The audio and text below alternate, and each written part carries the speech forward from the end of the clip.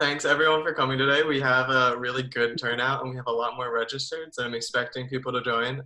So for those of you here for the first time, welcome, and for those of you who helped spread the word, it clearly worked, so thank you and keep up the good work. And so today we have Kim Garrett speaking. She's a graduate student in the School of Public Health, and we'll be talking about the toxicology of tear gas. And since we're already a little behind schedule, I'm just going to let Kim get started.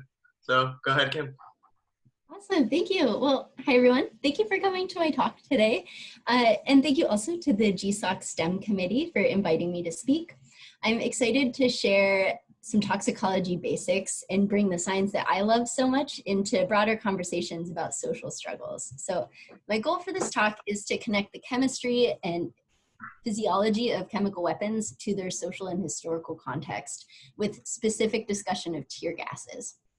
And I hope this talk will inform your future conversations about chemical weapons, state violence, and science communication. So a little bit about me. I go by Kim and I use she and her pronouns. I'm a third-year doctoral student in Pitt's Environmental and Occupational Health Department, where I received my master's in public health in 2017 with a certificate in environmental risk assessment.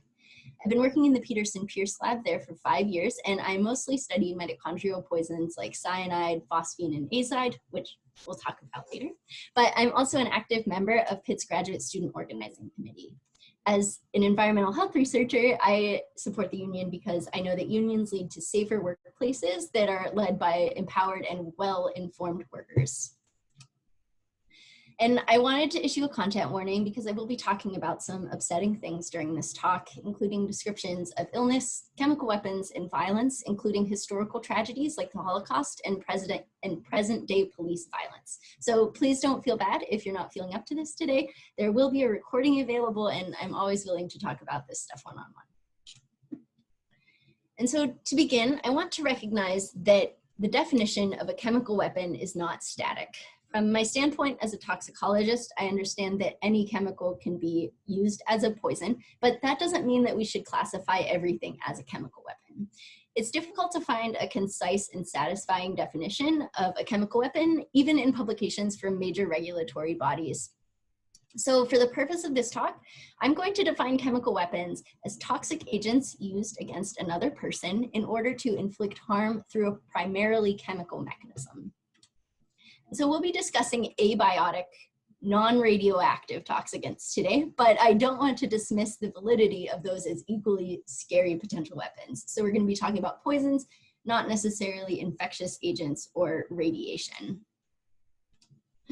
And as of 2020, approximately 98% of the world's population is supported by, and their governments have agreed to uphold, the terms of the Chemical Weapons Convention, which is managed by an organization called the Organization for the Prohibition of Chemical Weapons, which is an independent regulatory body founded in the 1990s.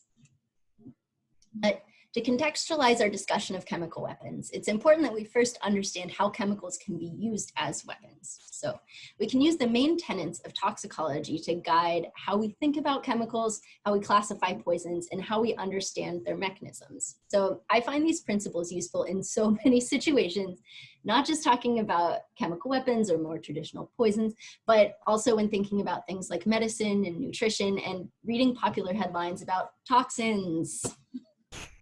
So this quote is from Philippus Aurelius Theophrastus Bombastus von Hohenheim, who's also known as Paracelsus. He had some interesting perspectives about alchemy and the occult, but he got at least one thing right about chemistry and toxicology: the dose makes the poison. So he's kind of seen as a foundational figure, at least from a Eurocentric perspective, of the study of toxicology.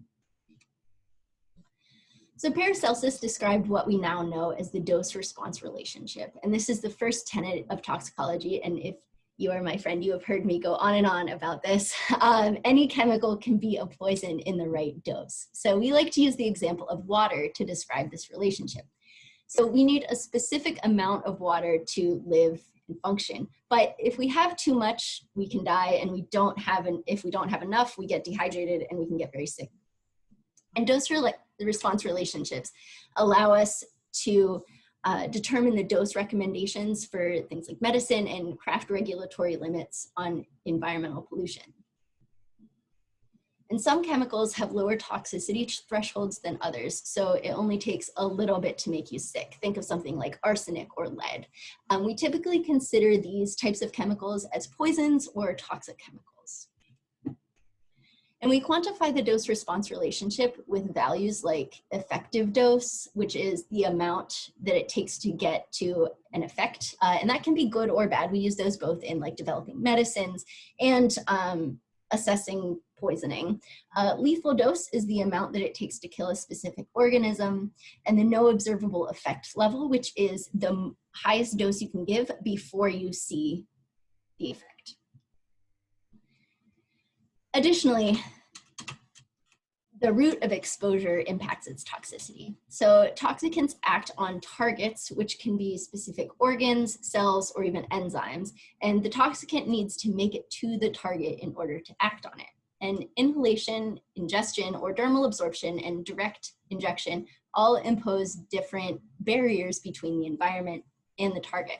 And so this varies based on chemical, based on solubility and particle size, but for the most part, inhalation and direct injection give toxicants the most direct access to the bloodstream, which is how they typically get to the target.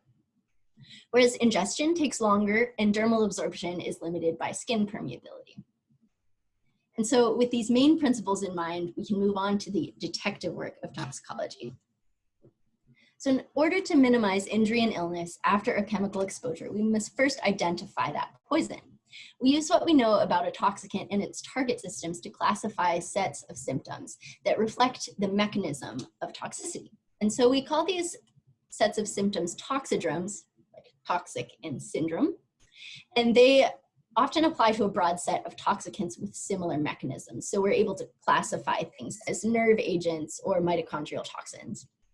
And so here's an example of a toxidrome for a respiratory inhibitor, cyanide, which I know and love.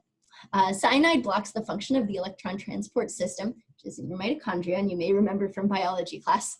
It blocks the function at complex 4, which normally turns oxygen into water, giving some electrons away to make ATP.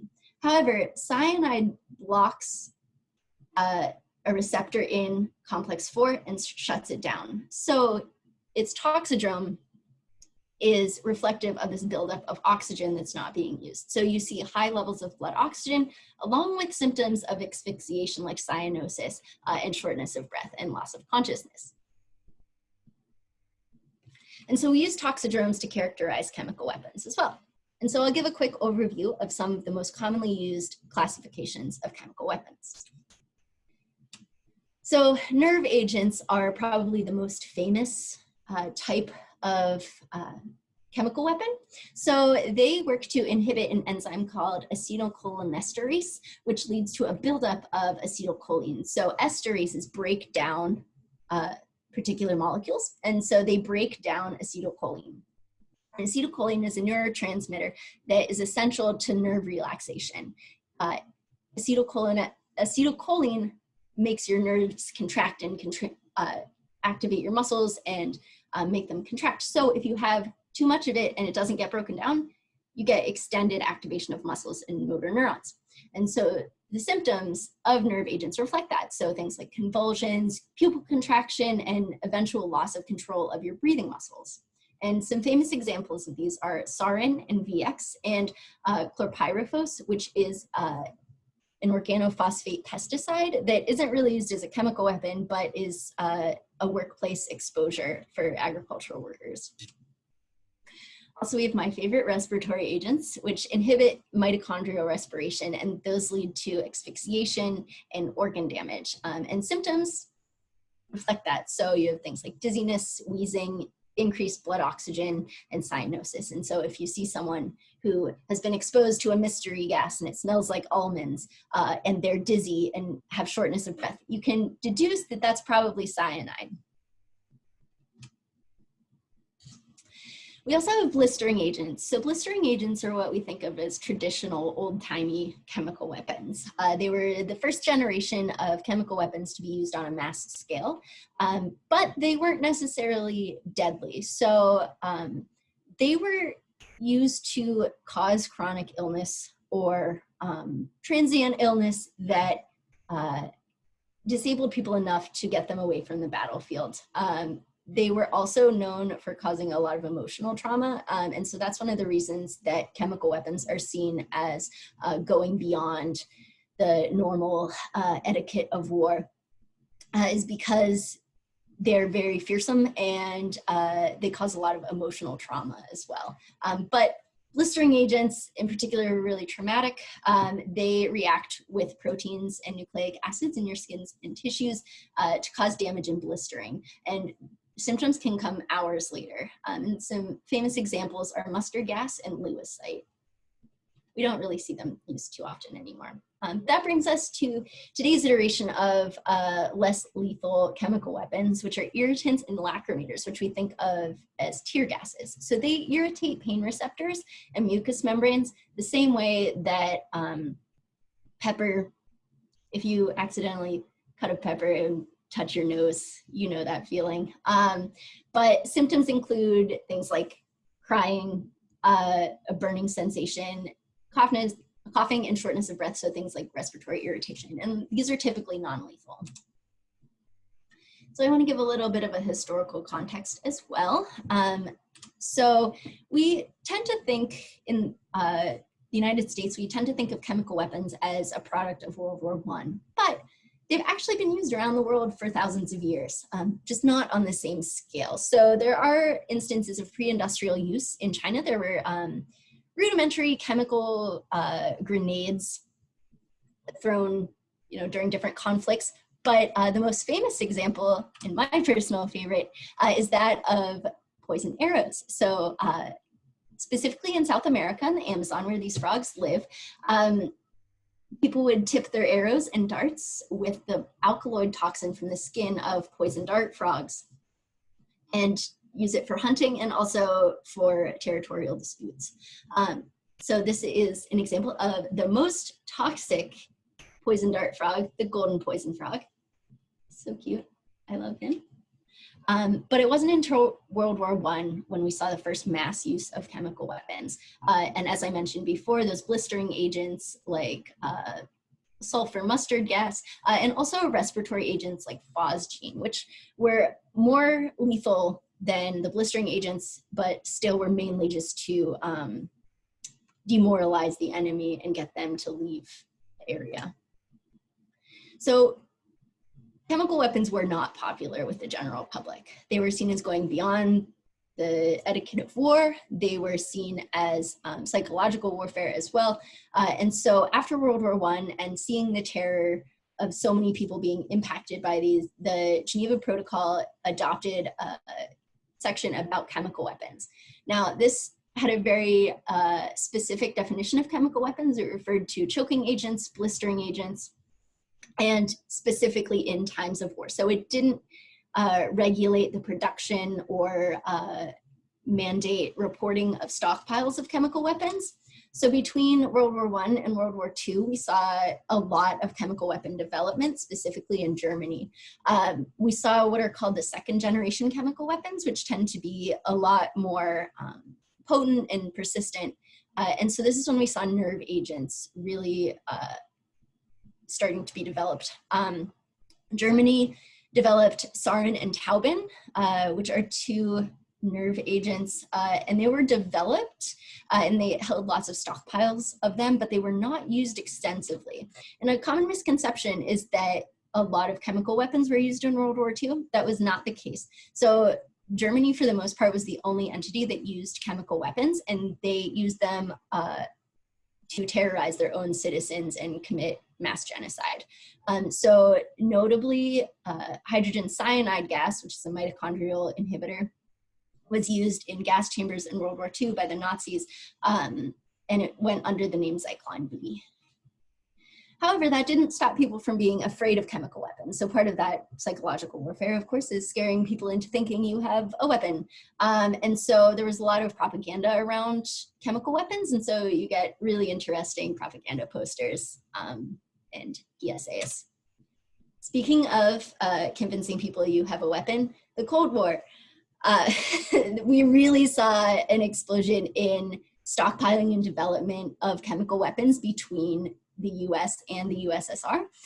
Both groups developed their own third generation nerve agents, including the V agents, which were developed by the United States, and the Novichok agents, which were developed by the USSR. And we still hear about these every once in a while in the case of individual assassinations.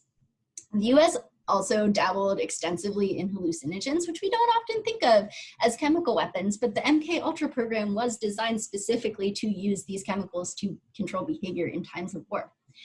And we also saw the diversification of irritants that we can use. Specifically the CS tear gas and OC, which was the one that's based on cayenne pepper.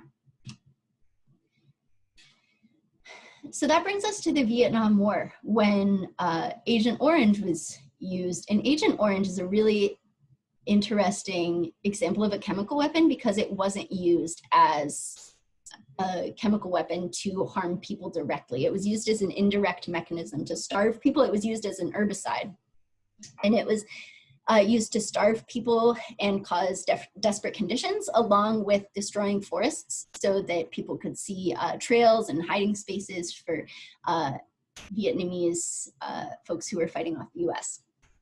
And so Agent Orange was used primarily as an herbicide, but it's extremely potent and extremely persistent. So even if people weren't in the direct plume of the spray, it persisted in the environment for many years, and it is a known teratogen and known carcinogen. So it causes birth defects and also cancers, and of course, chemical burns from being directly in the plumes. And additionally, we saw the US really crack down using tear gases to combat protesters who were oftentimes speaking out against the use of chemical weapons. Tear gases really became a tool used by police and military forces during those times. And things were pretty quiet until 1993 when the CWC was adopted. So the Chemical Weapons Convention is technically called the Convention on the Prohibition of Development, Production, Stockpiling, and Use of Chemical Weapons and Their Destruction. And it was drafted in 1993, but it came into effect in 1997. It's currently signed by 193 state entities, which covers approximately 98% of the world's population. The states that have not signed are Egypt, North Korea, and South Sudan, and it was signed but not ratified by Israel. And when it was adopted in 1997, 71,000 tons of chemical weapons were declared, mostly by Russia and the United States. And so under the Chemical Weapons Convention, signatory states are not allowed to produce new chemical weapons with the intention of using them as chemical weapons. They're not allowed to use them in times of war. And they also have to declare any existing stockpiles, and if they are able to destroy those stockpiles. And so we still have some data on countries that are claiming chemical weapons, including the United States. In 1994 and 1995, we saw the first non-state terrorist chemical weapons attack, or at least the first widely regarded instance of non-state terrorism using chemical weapons. The Aum Shinrikyo Doomsday Cult in Japan released sarin in subway systems on 2 separate occasions, causing mass panic and lots of injuries, and unfortunately, lots of deaths. So since the 1990s, most of the discussion of chemical weapons has been framed by discussions of international terrorism. However, while the potential for individualized terrorism is certainly scary and something to be aware of, the majority of chemical weapons have been used by state entities on their enemies during war, but mostly on their own citizens. However, it can be difficult to attribute chemical weapon use with certainty. So this is exemplified by a 2013 sarin attack in Syria. Within 3 hours of a bombing in Damascus with a then unknown chemical agent, hospitals were flooded with 3,600 patients with symptoms of nerve agent poisoning.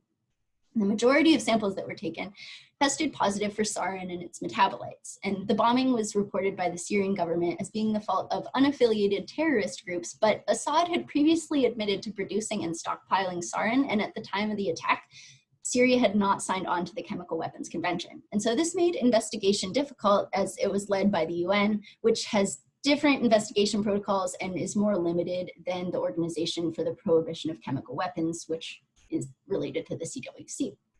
And so the UN's report was inconclusive, but it is highly likely that sarin was sourced from government supplies. And so over the past few decades, police and military forces around the world have deployed increasing amounts of chemical weapons against citizens. And these chemical weapons are classified as non-lethal riot control agents, which from a toxicological perspective is nonsense. They are used with the goal of temporary incapacitation and crowd dispersal, and riot control agents like tear gases are prohibited in times of war, but permissible for domestic use by the Chemical Weapons Convention. However, they are also reported to the OPCW, and global stockpiles of riot control agents are increasing. As of 2011, 110 out of 190 signatories reported stockpiling riot control agents. The riot control agents that we typically know as tear gases are designed so that under ideal environmental conditions, the effective dose is sublethal for an average adult. And there are 4 main types used today. So the first one that we know as pepper spray is called oleoresin. It goes by the name OC, and it usually contains 1 to 15% capsaicin. There is a more potent synthetic version called PABA. There are also CS. CS gas is more potent. It's a little bit different from OC, as we'll see when I discuss the mechanism. But CS2 and CX are more potent versions that are becoming more common. And you may have heard about some of them during some of the latest Black Lives Matter protests. They're more potent, so they contain a silicone that makes it harder to wash them off, and they persist in the environment. So they stick onto things like your clothes for longer. There's also CR and CN, but CS is really the #1 most commonly used tear gas in the United States. So oleoresin activates a pain receptor called TRPV1, which is the same one, obviously because of the capsaicin, that works with peppers. So TRPV1 and TRPA1 are the 2 different pain receptors that tear gas triggers.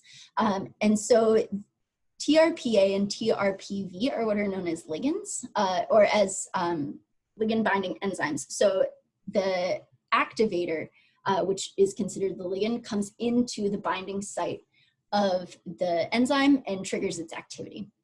And so these enzymes are triggered by a variety of things, including like cigarette smoke, peppers, and allergens and things like that. So they're associated with inflammation and respiratory irritation. TRPA1, notably, is really important in asthmatic inflammation.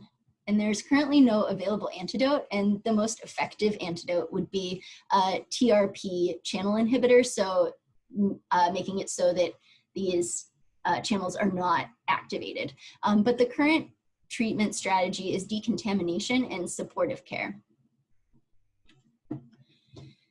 So symptoms of low-level acute exposure, which would be under these environmental conditions, leads to things like lacrimation, eye muscle contraction, burning sensation, and ideally would last approximately 30 minutes, and then the activation ends when the ligand falls off of the binding site. So this is the statement from the last slide. And if you're looking at this like a toxicologist, a few things might stand out. So specifically the term ideal environmental conditions. And so that's great if you're designing a medicine that you know how someone is going to take it. Ideal environmental conditions, usually in an experimental perspective, are about 70 degrees Fahrenheit in low humidity with high ventilation. And in the case of tear gases, administered an appropriate distance from individuals with a single exposure. So a single canister, so these, the toxicology information is based on ideal conditions of a single administration of a canister, where we know that that tends not to be the case. The other thing is a sublethal dose. There's a big range between a no effect dose and a lethal dose for lots of toxicants. And so in the case of tear gases, we would hope that the exposure is below the lethal dose and hopefully at the lowest observed effect level, which is the lowest dose to give that effect. There is no effect dose identified for tear gases. And these things also vary by population and is determined by the environment and the average adult. So this is an issue that persists through toxicology and medical study overall. Most of the study participants and most of the estimates that we make for toxicology, unless stated otherwise, are for a 150-pound adult male with no underlying conditions. And we know from being alive as people, that's not everyone. And so we really have an issue here of knowing the reality of the toxicological mechanisms and the variability between different populations or susceptible populations. And so under these conditions, tear gases might not seem that bad, but we know that these are not always the conditions under which tear gas is administered. Recently, just this year, you may have seen the really upsetting video of Philadelphia protesters being gassed on a highway and then trapped in an embankment. And so they were basically up against a wall of earth and there was a fence, and so they couldn't get out, and tear gas was just being continuously administered at close range right next to them, making a giant cloud. So if you go into a workplace and you're an occupational health person, you'll notice that that is not a good ventilation system. There is lots of stagnation of that air, lack of ability to get to fresh air, and so that is not an ideal environmental condition. There have also been cases of tear gas being administered inside of buildings and in humid conditions. I read a really interesting study. There was a case report from a Vietnamese prison where tear gas was administered inside during a really, really humid day. And so it's interesting to see how the health outcomes differed just based on that environment. But that's just not something that happens far away. In 2009, police gassed students at a dorm at Pitt inside the building for protesting the G20 summit. So in a case like that, this is still maybe considered acute exposure. Acute exposure is usually a single instance of exposure and not extended over a long amount of time. But even in acute exposures, you can get high doses. And so there's a lot of evidence from case reports and retrospective studies about high dose sublethal exposure. And just some of the things that have been reported, most commonly are coughing, sneezing, vocal cord spasm, chest tightness, vomiting, corneal burns, swelling, first, second, and third degree burns, bronchospasm, which is shortness of breath and difficulty breathing, asthma exacerbation, and miscarriage have all been attributed to high dose sublethal tear gas exposure. And at, unfortunately, at high lethal doses, death is common because of pulmonary edema, so fluid and inflammation in the lungs. Additionally, there are things like canister-related injuries. We can see from documented evidence of police violence against protesters recently that these are being shot at close range to individuals. And so there are, unfortunately, lots of deaths reported and injuries specifically to the eyes and head due to canister and projectiles. Additionally, and this one stands out for this context, the context of this year in particular, is that tear gas exposure is related to opportunistic respiratory infections. So if your lungs are inflamed and there's a respiratory illness going around, you may be more likely to catch it, or the severity of your symptoms may be increased. So all of this is very daunting. We don't know that tear gas is safe. There is a concerning lack of research into the safety of lacrimator tear gases.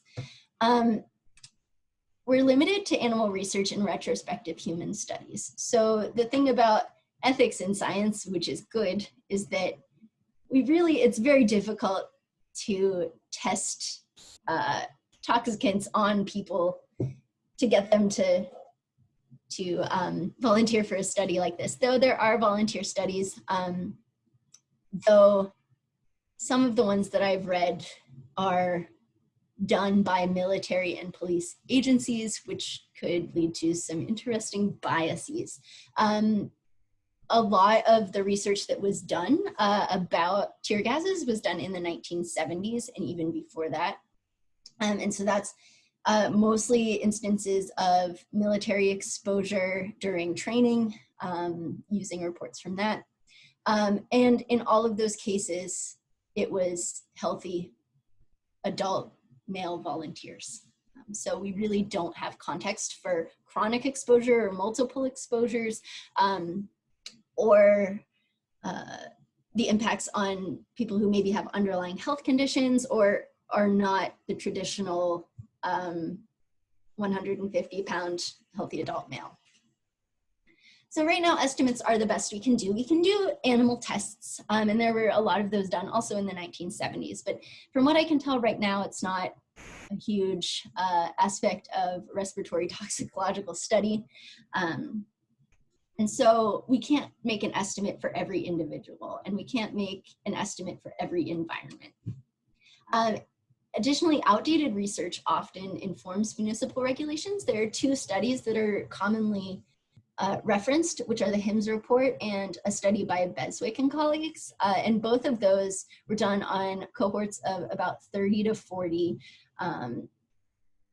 adult 150-pound men, usually from military or police backgrounds already.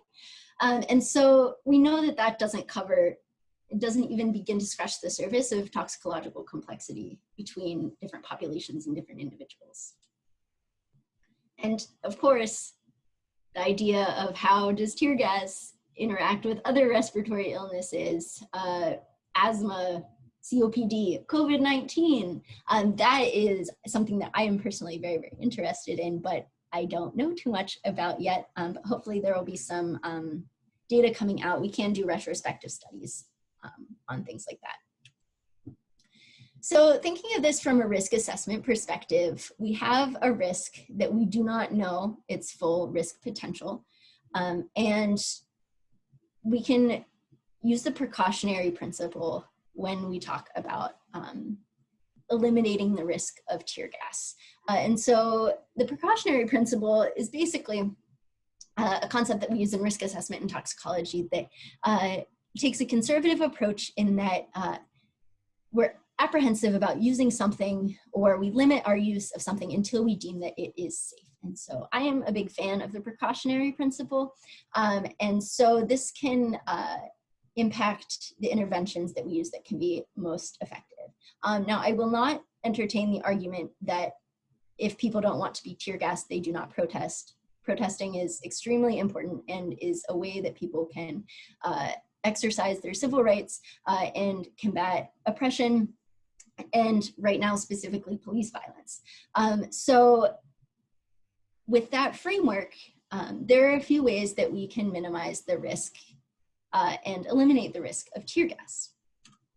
So my personal favorite is the elimination of the risk. So as elimination, the hierarchy of controls for risk starts with the most effective at the top and goes down to the least effective. And we can also use this to talk about things like COVID-19, right? Like PPE is the maybe least effective option compared to things like administrative or engineering controls, but it's still something that we can do individually. But on a systemic level, we can ban chemical riot control agents. In fact, in Pittsburgh, there was recently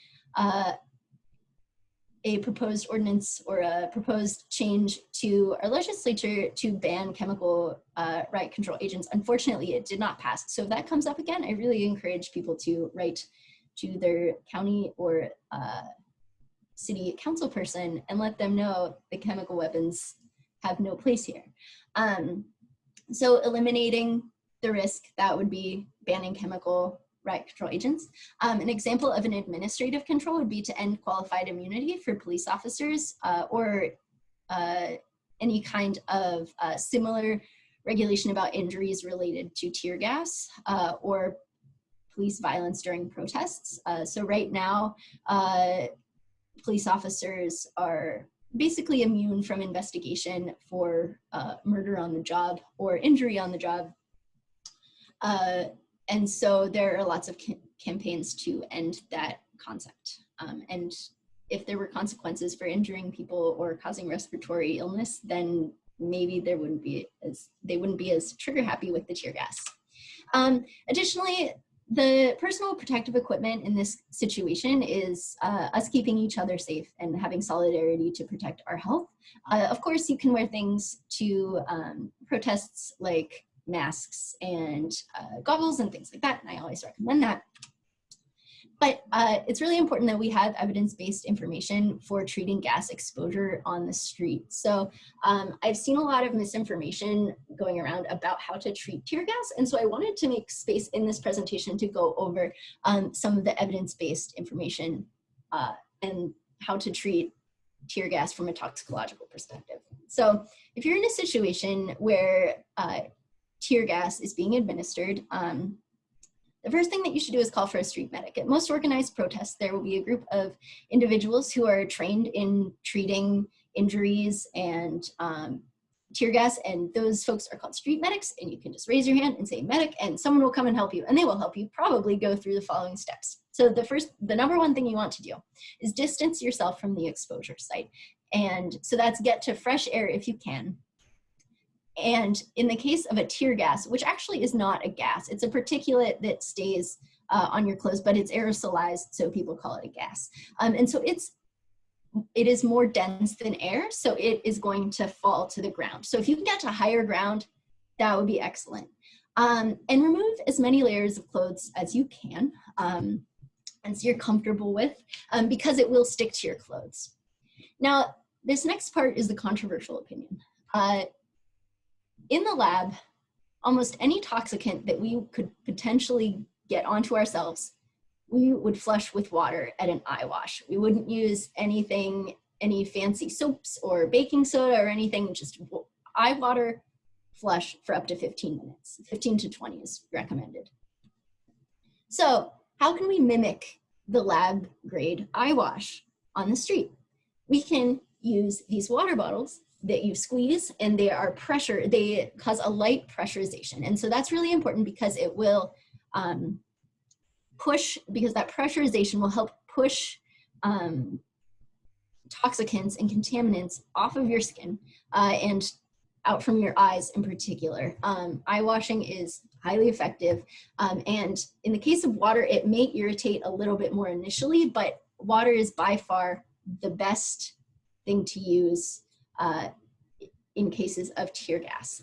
Water with maybe a little bit of a saline solution, not like contact solution, but if you can get like a large amount of eye drops, that's probably okay. But for the most part, just plain water out of a squeezed water bottle. Also spray bottles are fine. I've seen, these are some of the things I've seen recommended to treat tear gas. I don't recommend any of these, and I will tell you why. So baking soda is used, there's a misconception that tear gas works through pH, that tear gas is an acid. Some chemical weapons work through their acidity, specifically things that produce chlorine, but baking soda is not going to be the best option to titrate that pH. Baking soda can also precipitate onto your eyes and your tissues, and that can give you a scrape. So at best, it won't do anything. Additionally, titrations are very specific, and so if you have a too concentrated basic solution with baking soda in it, you can switch the pH in the other direction and end up with a base burn. Not really from baking soda though, but I've also seen people recommend calcium hydroxide and things like that, which do not put that anywhere near your eye. Additionally, I've heard people say milk. for two reasons. One, because there's a misconception that milk is basic. Milk is not basic. Milk is neutral to slightly acidic. And so that's the idea that it would work in the same way as baking soda. Milk also is useful when you eat a pepper or something like that, because it can bind up some of those the irritating agents. And so that's a thing that you can do, but it also leaves you really susceptible to infections. And as we've seen, tear gas already leaves you susceptible to irritation and infection. So I do not recommend using milk. I have no idea what the reasoning for lemons was, but I one time had someone tell me that if you put a lemon onto your eye after tear gas, it will be better. No, don't do that. I've also heard baby shampoo, which in theory works, and I really recommend using a soap for your skin, but I do not recommend putting anything like that directly into your eye. So additionally, so after you've washed your eyes, the eyes are like the first thing you're gonna wanna wash off because you use those to see and get around. The next thing you wanna do is whenever you're able, wash your skin with soap and water. This is where we can start to talk about things like solubility of the oils and things like that, and how you're really gonna need a strong soap to get that off. Multiple washes. The same thing with your clothes. Launder your clothes alone. Don't throw them in with the rest of your daily wear, because then you'll get tear gas all over your regular clothes. And you might have to wash them multiple times. Additionally, it's really useful to document your symptoms, because we don't know the situations in which toxicity arises, or what conditions might make someone respond differently to tear gas than the average 150-pound healthy man. So if you have extensive symptoms, what symptoms? When did it start and how long did it last? Write all those things down. And of course, see a medical professional if your symptoms persist longer than a few days, or if you have shortness of breath outside of like that half-an-hour window, or other symptoms of a respiratory illness. And also check in with others to see how they're doing, and see if maybe a bunch of you got the same symptoms. That would be interesting. So in conclusion, tear gases are chemical weapons. And it's broadly accepted that chemical weapons are unethical to use. And we've seen that throughout history with responses to their use in World War I, protests against them during Vietnam, and even still today. The world is pretty much in agreement that it is unethical to use chemical weapons, but for some reason have this idea that tear gases are acceptable. And tear gases have not been proven to be safe. So there is a big need for more toxicological study into the impacts of tear gas. And I am of the opinion that we should take the precautionary principle in this case, and also respect everyone's humanity and not use chemical weapons against citizens or anyone. And so this is a big issue that there's a lot of discussion about right now. So what can a regular person do? You can support local initiatives to ban chemical riot control agents and less lethal weapons, like the one that we recently had here in Pittsburgh. You can share evidence-based information about how to treat tear gas exposure, learn how to do it yourself, take a first aid class, so that you can help someone else if they are unfortunately exposed to chemical weapons. And of course, continue to demand justice for victims of police violence. This issue is related to a pattern of the militarization of police. And so this is not an isolated concern for scientists or legislators or really anyone. So this is part of a systemic problem. And so I want to highlight a few organizations and individuals that you can check out for more information on this. So of course, supporting Black Lives Matter, who are doing a lot of the groundwork to continue protests for change and justice for victims of police violence and racism. I also recommend checking out the Pittsburgh Coalition to End the Deadly Exchange, which is an organization that speaks out and creates material against a program that goes on in Pittsburgh that basically leads to extended militarization of the police. And so they're doing some really good work over there. I also recommend following on Twitter Dr. Juniper Simonis, who is an ecotoxicology researcher who is right now doing a lot of field research about the chemical weapons being used in Portland and gathering data and starting to write up some findings. So I really, really recommend checking them out. Additionally, I recommend the book Tear Gas by Anna Feigenbaum, who I believe is in the audience today, which is really exciting. I highly recommend checking out that book on versobooks.com.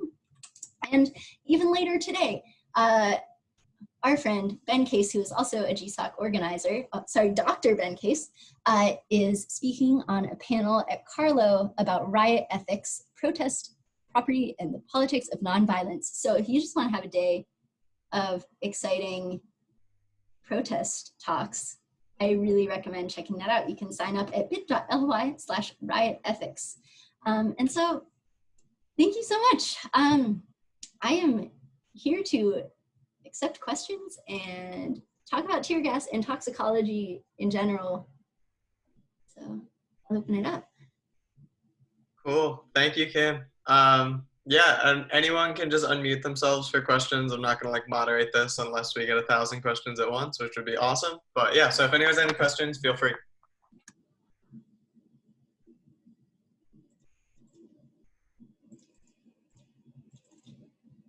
Okay, if not, then I'll get us kicked off. So first of all, thanks again for talking about specifically like how to treat tear gas. It's obviously super topical with all of the like protesting of police violence and especially the opportunistic infections via coronavirus. That's something that we had like, or I had been hearing a lot about and was definitely a concern of mine.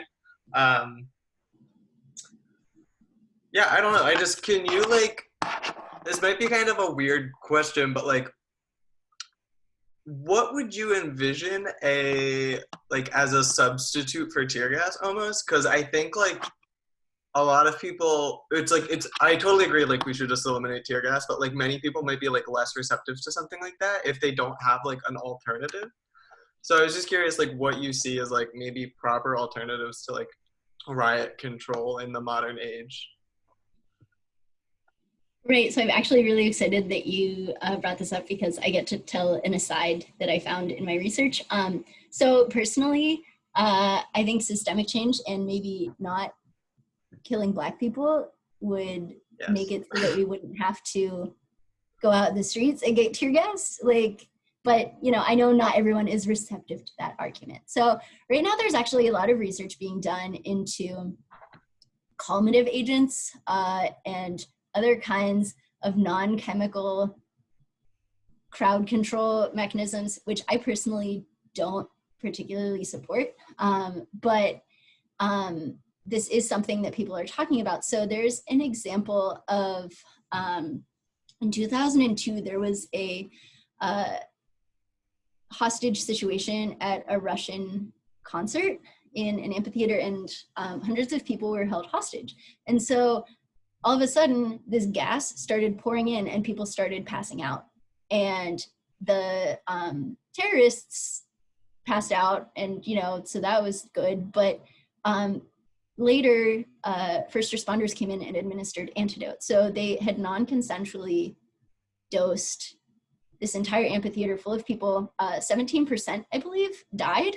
It was a fentanyl derivative that they were claiming was not a chemical weapon because it was already a medicine and it was used as a calmative agent. And so using that selective antidote is a big red flag for someone who researches toxicology, and also the non-consensual gassing. So when people ask what's the alternative, I am hesitant to say things like audio weapons or calmative agents.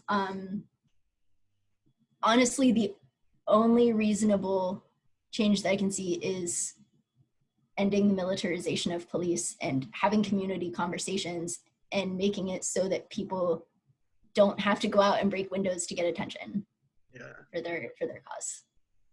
Thanks. No, that's a great answer to a not so great question. That's awesome. I'm glad I got to tell you about the terrible Russian situation. Yeah. I hate it so much. Yeah, that's crazy. I had never heard of that. I have a question. Yes, Diane. Are there any parameters that either Pittsburgh police or other police departments that you know of have about when they can and can't use it? and what who on their force is allowed to use it and who makes that decision?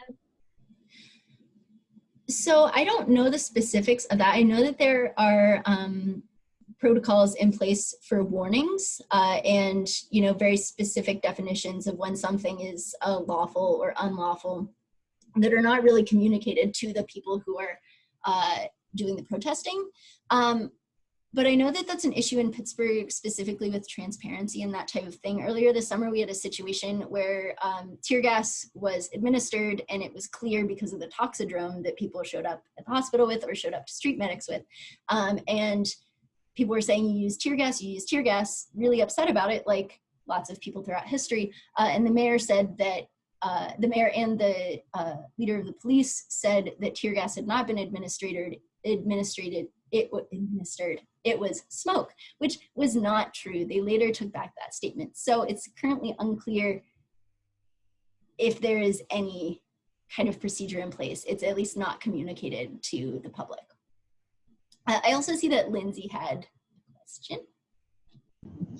Yeah, someone had told me recently that a lot of tear gas has been used lately, and they're digging into like old storage, and that a lot of these gases get more harmful with time. I don't know if you said anything about it and I maybe just missed it, but I was wondering if that's true. So I don't know the specifics of that. I admit I didn't look into that for this presentation or for this research. It certainly is an issue that expired chemicals. So the toxicity is also determined by, the expiration date or half-life or whatever of the chemical. And so that is a thing, just like you don't want to take expired medicines because they won't work the same. They could either not be effective or be way too effective. Or it could break down into totally different products. I don't know specifically the chemistry of the breakdown of tear gas, but I would say that administering expired tear gas is a risk that should not be taken.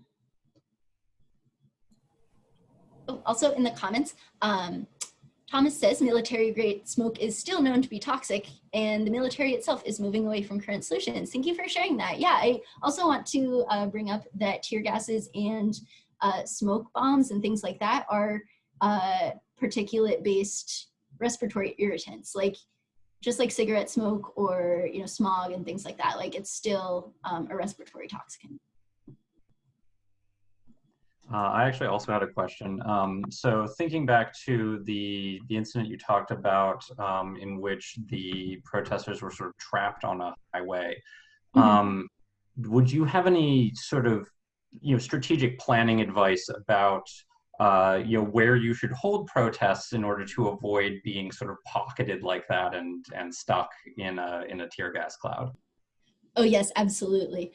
So things like that, I know here in Pittsburgh, we have a lot of bridges and tunnels, and I've seen Pittsburgh protests kind of get stuck, not by, being kettled into tunnels, but like just the flow of things that might slow down in a tunnel. And I really, really recommend avoiding tunnels, sticking to open spaces, even avoiding things like narrow streets with lots of tall buildings on the side, so that can interrupt airflow. And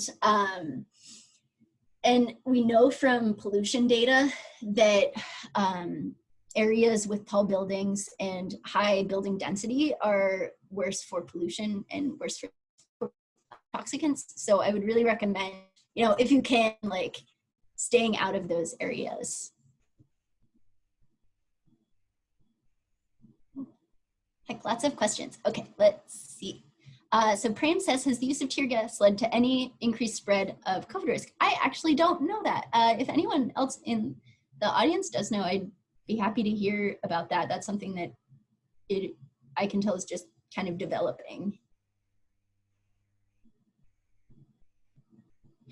But that's something to look forward to research about, I suppose. I really hope not. Let's see, and David says, you mentioned that testing for lethality is flawed in non-lethal munitions because of the risk for study participant death. What's the ideal testing setup looking forward? So as someone who does respiratory toxicant research and does gas exposures in an animal model.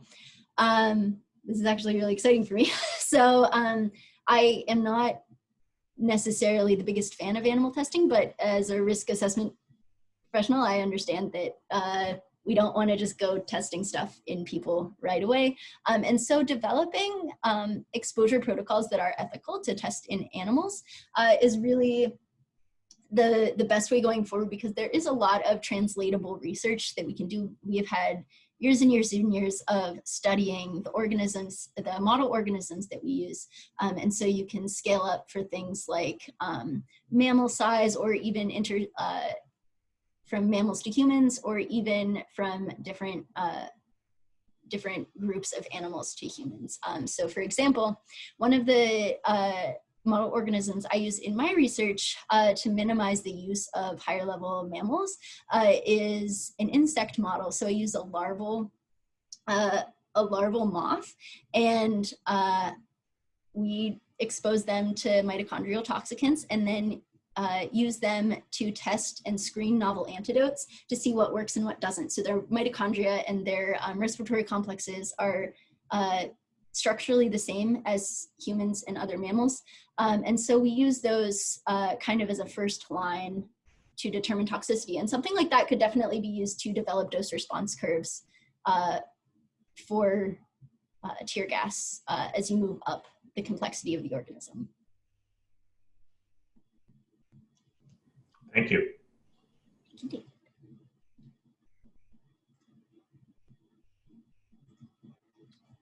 Do we have any other questions? If not, I have one more, and then we can maybe wrap up.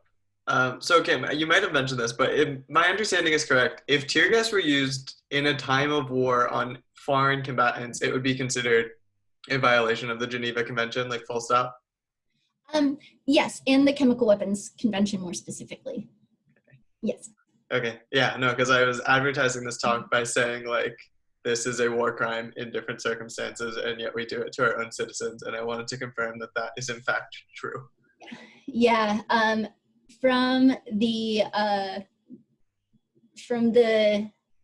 legal side of things and the regulatory side, I am not super familiar with what designates a wartime and what doesn't, but yeah, it's a violation. Oh, and yeah, let's see. Someone would like to make a comment. Yeah, go ahead. I just wanted to say that as having spent much of my the last decade studying tear gas, this is absolutely amazing and super exciting to see your work. I'm gonna cry. Like we were looking for a toxicologist and for someone who could clearly explain all of this. Like we've been looking for someone who can do what you just did in the way you just did it. And so I will definitely be emailing you, as will probably some other people. But I just think it's absolutely wonderful that you're taking your knowledge and your training to do this and to make this so clear and to fill in this piece that we really need of unpacking and explaining from the toxicological perspective, like what this is and what it does, and making a proper public health case for why this needs to be taken seriously on a kind of policy level. So I just wanted to extend so much gratitude to you for doing this. Yeah, and I'll email you geeky things after. Oh my gosh. Oh, thank you so much. That means so much to me. That's all I want to do is just tell people about things. So that's so wonderful. Thank you so much. Oh geez. Well, thank you everyone for coming. If you want, I can get my pet pigeon. Okay. Yes, please. And I'm gonna stop recording since we're at pigeon time. But yeah, thanks everyone for coming. Feel free to keep chatting. I'm gonna hop out of the meeting, but I think it should stay live. So yeah, thank you everyone for coming.